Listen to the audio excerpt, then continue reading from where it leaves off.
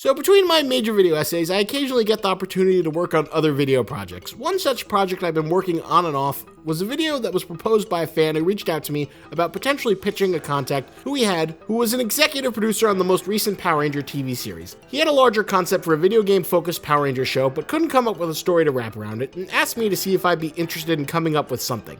In all honesty, I'm not the biggest Power Rangers fan, but I'm always game for an opportunity to try and pitch something to someone who's legit. So I recruited my close personal friend Scott to try and come up with an idea to construct a pitch around.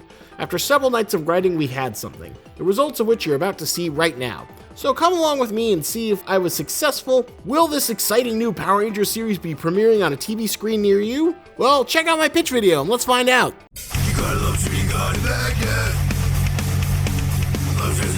Don't you grab it. I remember when I first encountered Power Rangers, I was watching the Fox Kids Saturday morning cartoon block and I saw a commercial for it.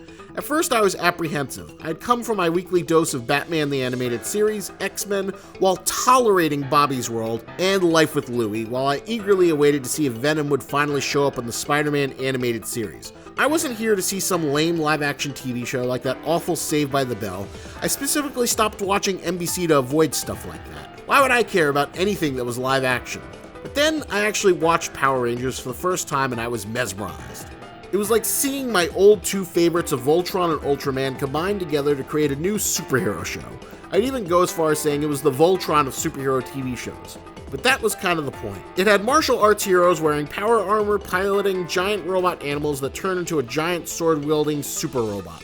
It's awesome stuffed into awesome that transforms into something even more awesome. That fight, wait for it, awesome giant kaiju monsters straight out of a Godzilla movie. It was a formula that couldn't lose.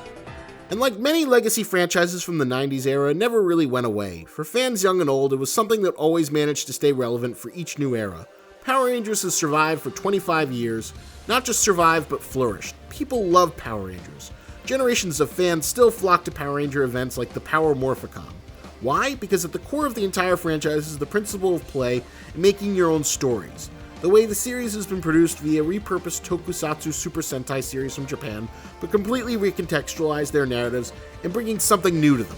Just like how Haim Saban used the original series Kaioru Sentai Zoo Ranger as his metaphorical toy box to tell new stories seen in the original Power Rangers, was not too different from how kids repurpose different action figures to create their own adventures, and it's this sense of creativity and adventure that has kept the series vibrant through so many years.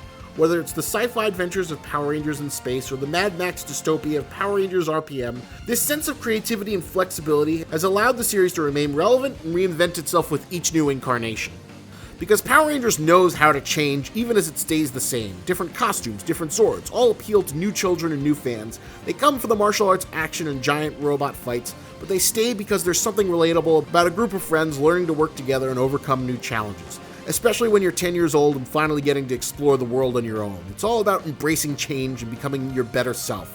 But times have changed. Video games have grown from merely a distraction into a full-blown subculture supported by a massive industry that has eclipsed the realm of film and television.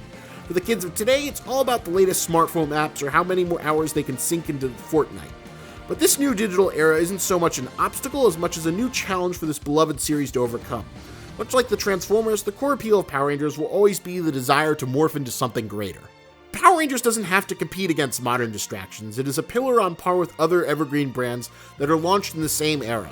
Brands like the Ninja Turtles, which is still relevant today, with an animated series still airing on Nickelodeon and an ongoing comic series, or Pokemon, which manages to cater towards young kids and older fans as well, with the collective internet losing their respective minds over Pokemon Go and the Detective Pikachu movie. Just like how Godzilla never goes away, he just submerges then reemerges, coming back stronger than before, looking to see new success, like how the new batch of Legendary Pictures produced Godzilla films have managed to capture the imagination of a whole new generation with the creation of their own monster cinematic universe.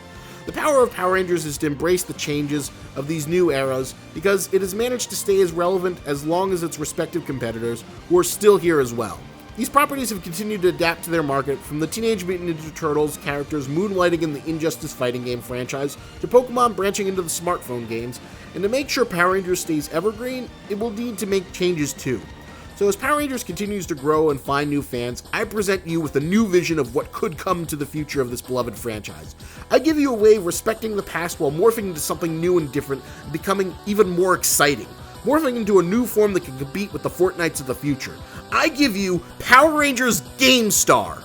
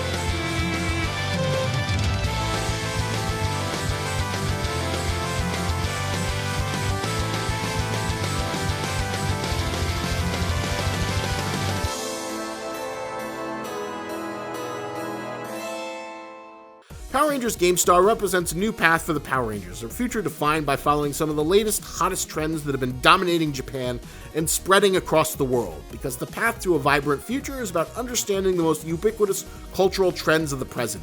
And no trend has been as pervasive in the world of anime, manga, and light novels than the rise of the isekai genre.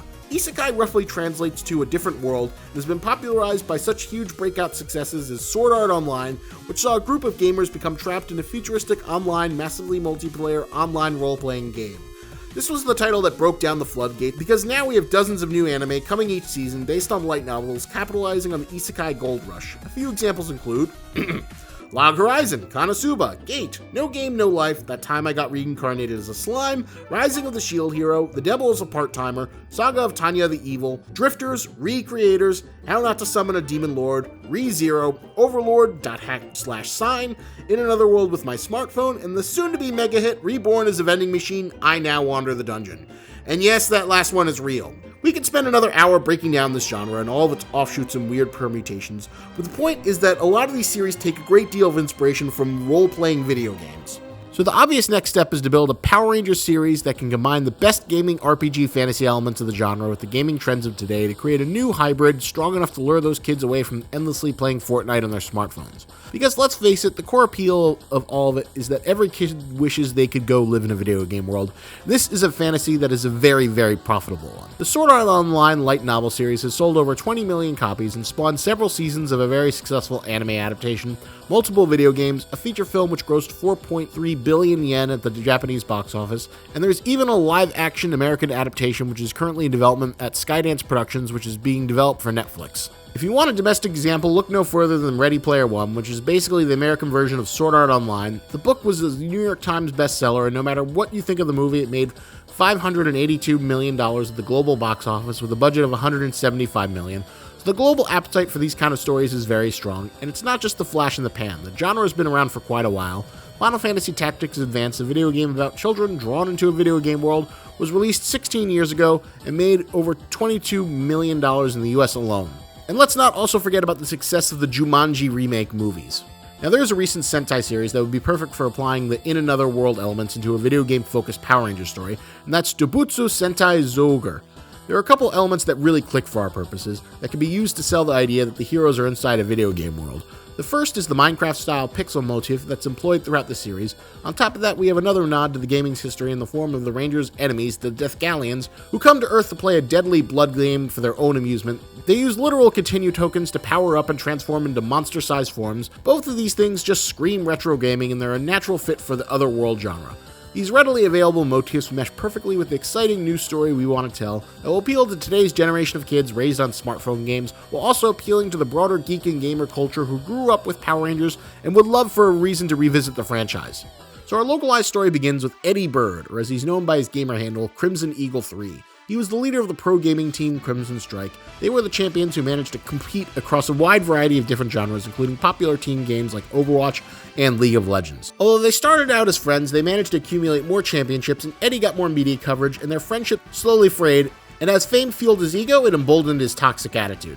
At the Intel Extreme Masters, everything came to a head. The shoutcaster, which is like the esports equivalent to a sports announcer, was Caleb, an old childhood friend of Eddie's who wanted to be an esports athlete but never had the skills to make it. Since then, he'd always resented Eddie for his success, and throughout the competition, he keeps taunting Eddie again and again.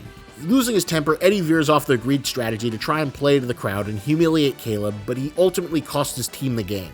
Caleb mocks him relentlessly to the point where Eddie tosses his keyboard and mouse at him. This gets Eddie kicked off the team and they lose all of their sponsors, forcing them to disband. Leaving his former friends angry at him, refusing to make contact with him, they go to pursue pro gaming careers on their own. Eddie, furious with everyone, decides to pursue a solo career in the field of fighting games, as he believes he can only count on himself. Eddie's former teammates get poached by Caleb, who convinces them that he can get their sponsorships back, and more, if he's finally given a shot at becoming a pro gamer as the head of their new team. Caleb proves to be a mediocre addition to the team at best, often depending on his teammates to do all the hard work for him since he refuses to practice or put in any effort, looking to just be carried by their skill. Some time passes and Eddie starts to make a name for himself on the fighting game scene, but becomes known for his abrasive attitude. A year or so later, at another tournament, Eddie is working his way up the ranks towards the finals in a fighting game event. Meanwhile, in another event, Caleb and his team are losing horribly, mostly thanks to Caleb's constant showboating for his fans. During a break, Eddie runs into his former friends. It's an awkward moment. Offering a cursory apology, Eddie asks how they're doing at their event, and they end up bonding over how completely terrible Caleb is. It seems as if there's a spark that can bring them all together, but before they can truly reconcile, Caleb sees them together. Still feeling vindictive, Caleb bribes the judges of the fighting game event to disqualify Eddie and claim that he was cheating. After Eddie leaves his friends, he's greeted by the judges panel and removed from the tournament. Furious, Eddie makes his way towards the exit of the convention hall. Meanwhile, Caleb, who never could keep a secret, is gloating to his team about what he's done. Eddie's friends are horrified and decide to reveal the truth to the higher-ups of the tournament, even though they know it might mean being banned from future events. After meeting with the judges, Caleb is disqualified from the event, and so is the rest of the team. Everyone is outside of the tournament hall, and tensions are high. Caleb's manager, who is also his sister Naria, is furious, telling him how after news gets out about this, he'll be banned from just about every major esports event. As tensions are running high between everyone, the tournament organizer arrives, a man named Mr. Elton Danks. Elton Danks is a tech billionaire, and he tells everyone how he's a huge fan and has always followed all of their respective careers. He also offers them an opportunity to beta test a new project he's been working on a new immersive VR simulator, which should change the face of gaming forever. Elton takes them to his private workspace. In the center is a giant supercomputer along with dozens of servers. Elton explains that he's been developing a virtual world, and he wants everyone to be the first beta testers and live stream their first play sessions as they show off his new tech to the world. Everyone puts on their haptic feedback gear and visors. Eddie finally apologizes for how he's acted to his teammates, and if he's going to go into the new world, he's glad it's with friends he's known for his whole life. But Caleb still holds a grudge. Despite Elton's warnings, Caleb tries to connect the system to the internet before all the diagnostics have been run, hoping to live stream a few moments of Eddie and his friends fumbling with the controls. Elton finds out just as they're booting up and tries to stop them, but it's too late. Something goes wrong. They are all dematerialized from the physical world with their bodies broken up into pixelated cubes as they are sucked into the mainframe. They have now entered the world of the game. Eddie and the rest of the team find themselves in a cube world. Eddie takes out a small console and fiddles around with it, but nothing happens. Then suddenly 4 animals appear before them. They explain that they are the totem beasts of power and they are there to guide the legendary warriors to defeat Zenom. That after they conquer the 3 trials, they will unlock their true potential. Upon entering the world, each of them has been assessed and given class skills and player perks based on their own personalities, but before they can begin using their powers, they must first finish the tutorial. Much to Eddie and his friends' dismay, these trials include very standard video game tutorials like crouching to go under a rock, looking at several targets in first-person reticle, and running through several hoops in an obstacle course. After that, the animals reveal that they are ready to unlock their power, and Eddie and the team each pulls out their morphers and transforms into their ranger costumes and assume their new powers. They charge in to face Lord Zenom, only to find he is lying on the ground defeated. A video screen appears in the sky, and a huge metallic monster sips from a glass, looking mildly bemused. It's Caleb. He has now become Lord Genus of the Raidcaster Empire. When he was entered into the game world, he had been assessed, and the sorting program found him to be such a lazy, spiteful person that it could not put him into any of the hero classes. With no proper way to handle the problem, the program glitched and assigned him the role as one of the game's monsters. After assuming his power in this new world, he sent his new legions to fight the former main villain of the game world, Zenom, for his amusement, only to find that he could barely provide him with 2 minutes of entertainment. But now, faced with the Rangers, Caleb will shoutcast the ultimate entertainment sport. It's like he always says, the first to Zerg Rush is the first to win. Digitized alongside him is his sister/former manager Narya, who has also assumed a new form, as she is forced to eternally aid Caleb even if he really doesn't want to. This new team of Rangers must quickly adapt to their new animal-based superpowers as they put their gaming skills to the test, and a new status quo is born. Caleb seeks to create the ultimate battle royale fight for his own amusement. He doesn't want to conquer, he simply wants the populace of Andreth subjugated for his own amusement. But now with his new power, Eddie and his team of Rangers are the only defenders of the digital realm, keeping it safe from the terror of the Raidcaster Empire. The GameStar Power Rangers live out the fantasy of every kid, to live in the world of a video game. The realm of Andreth is a procedurally generated gaming paradise. The GameStar Rangers are the only thing keeping Andreth safe from the deletion and protecting its digital denzians from the reckless, unfeeling wannabe gamer whose sloth, avarice, and self-indulgence threaten the existence of everything else. Eddie's friends turn newfound allies each represent a different kind of gamer. Gaben is primarily a Let's Play personality who's at his best when he's just goofing off and having a good time. He can be competitive to support his friends, but he just likes to have fun and get a laugh no matter how dire the situation may be. And his experience doing his Let's Play YouTube show means he's very good at poking fun at just about any game he plays, even if the current game he's playing is the game of life. Melly is a speedrunner and she's always focused on maximizing time, finding new shortcuts to do things faster. Efficiency is key in how she plays and how she runs her life. She's always looking to break through any invisible barrier that might be slowing her down. But sometimes this blunt attitude can put her at odds with other people. Romero is the competitive esports athlete. He loves breaking down different games to understand the meta of how they work. He excels at playing competitive games in different genres and takes everything very seriously, always looking for the ways to be the best. Nikki is the power gamer. She loves crunching stats and figuring out the optimal way to play a game, which is the most overpowered skills and abilities. Nikki isn't interested in a fair fight. She's always looking to turn things to her advantage, to have an overwhelming power so she can have the easiest time possible. Of course, no Rangers property would be complete without merchandising. Merchandising!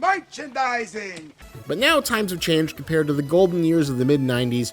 Toys R Us has been completely shuttered, and there are fewer venues and less demand for traditional toys than ever before. But given how much Power Rangers GameStar derives from gaming, that represents a new opportunity and new ways to approach the traditional Power Rangers toy in a new way that hasn't been seen before. We want to design our merchandise to appeal to kids of the 21st century. In this pitch, we have two approaches. The first is the inexpensive method, more aligned with the Power Rangers typically does with action figures, transforming Zord robots, and of course, role-playing accessory toys. Then the next method is more ambitious, and that is a bit more costly. Both methods provide different potential opportunities to tap into a competitive market space that has been dominated and taken over by things like Fortnite. The main component of Power Rangers GameStar merchandising line is the GameStar itself, the titular in-game console morphing device. The GameStar will be marketed as a handheld gaming device with a curated collection of the best Power Ranger games from the past that will be cartridges included in every figure and accessory. There's a huge wealth of games from the past to pick from, and also thanks to the Power Rangers' recent collaboration with Capcom, it's easier to include classic Capcom arcade games from the 16-bit era, which could be featured with the Power Rangers reskin. This creates a collector mentality and is designed to be more of a lifestyle accessory rather than a full-fledged game console. And thanks to the price reduction in handheld emulators, this would be relatively cheap to manufacture and could include a number of other extra functions such as MP3 player. If you want an example of how attached people can become to a handheld that mimics the functions that are just as easily accessed by a smartphone, just look at how people still love the 3DS despite the fact that smartphones are more powerful. This is just one potential method to give the traditional methods of Power Ranger toys and merchandise a gaming spin. But with Power Rangers GameStar, there are much more ambitious methods of incentivizing children to get their hands on traditional real-world toys. How? Well, it's very simple. It's just a matter of taking the principle of the Toys to Life video game genre and applying them in a more smart and economic way. With this tier of merchandising, the main pillar of the entire Power Rangers GameStar merchandising empire will be a free-to-play Power Rangers GameStar video game app. The game app will be an action RPG similar to Diablo, where players will engage in a cooperative player versus environment experience against Caleb and the Raidstar Empire, fighting against a score of enemies for XP and better loot. But each Power Rangers GameStar toy will come with a special QR code that will give players access to additional loot, weapons, experience buffs, and other in-game benefits, giving them an incentive to engage with each different type of merchandise to enjoy a variety of in-game exclusive advantages. And here's where things get really interesting. Players can compete in seasonal ladders similar to Diablo, where players who get into the top percentage get exclusive stickers that they can use to customize their action figures, role-playing weapons, and accessories to demonstrate their prestige from the digital world in the real one and show off their gaming prowess. This is how you create a Toys to Life experience that entices players but doesn't force them to spend a tremendous amount of money like Skylanders did, but also gives them the prestige and powerful reason to engage with physical toys in the real world as well as the digital one. This is a way to make the fantasy that appeals to old lapsed fans as well as kids of today who are immersed in contemporary gaming culture and demand complex games with a high skill ceiling and the kind of depth that keeps them coming back again and again. It's the way to modernize Power Rangers in a new digital realm that combines the best elements of Toys to Life with social RPG elements that will become all the rage in the gaming landscape, and that is how Power Rangers GameStar can lead the future that will bring in new fans and compete against the all-encompassing behemoth that is Fortnite, while also appealing towards older fans who still hold a great amount of nostalgia for the series as a whole. The fact that so many gamers are excited for the upcoming Power Rangers fighting game Battle for the Grid just goes to show how much natural synergy there is between Power Rangers and the world of gaming as a whole, and Power Rangers GameStar is the best way to leverage that to build a bright new future and ensure that the next 25 years for Power Rangers are just as successful as the first 25. So, the more astute and savvy amongst you watching this might have already figured out that the reason this video is public is that ultimately it didn't make it. The video was made and submitted to Judd Chip Lin, a longtime producer who's worked on several different Power Ranger series, including the most recent one, Power Rangers Beast Morphers.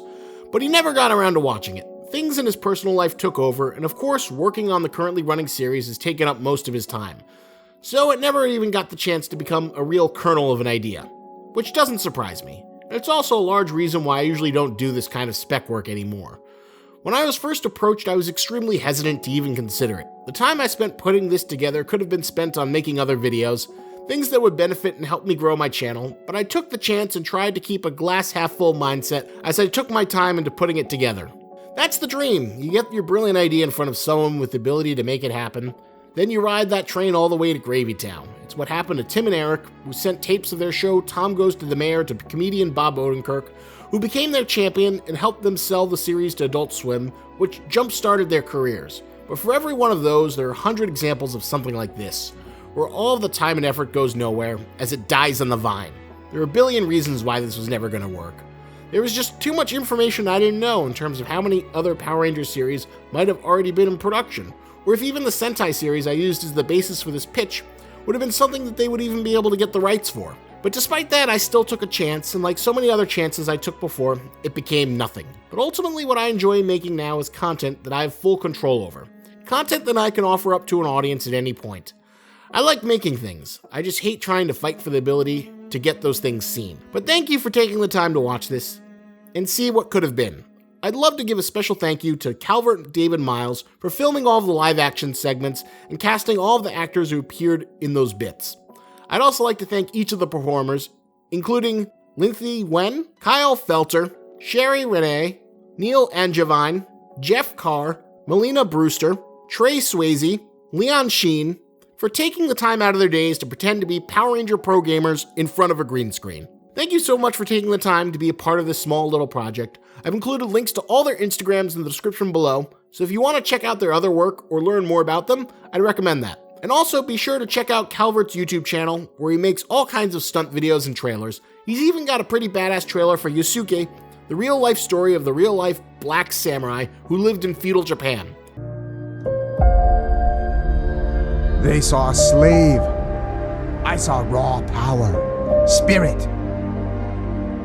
You have proven yourself countless times. You have saved my life, saved others. My men respect you, despite the color of your skin. If you like that, then check out the full trailer. I'll also have a link to that in the description below, and a special thank you to Keith Justice Hayward for originally reaching out to me with the opportunity. You can check out the site he runs, Henshin Justice, to learn more about the wonderful wide world of Japanese Sentai TV shows. He's also started a new podcast called There Are Four Hosts. I have a link to that in the description below as well.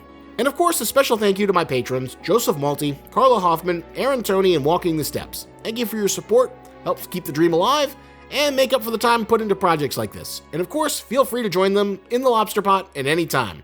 Thanks for checking out my pitch, and remember, lobsters and tennis, but don't you grab it.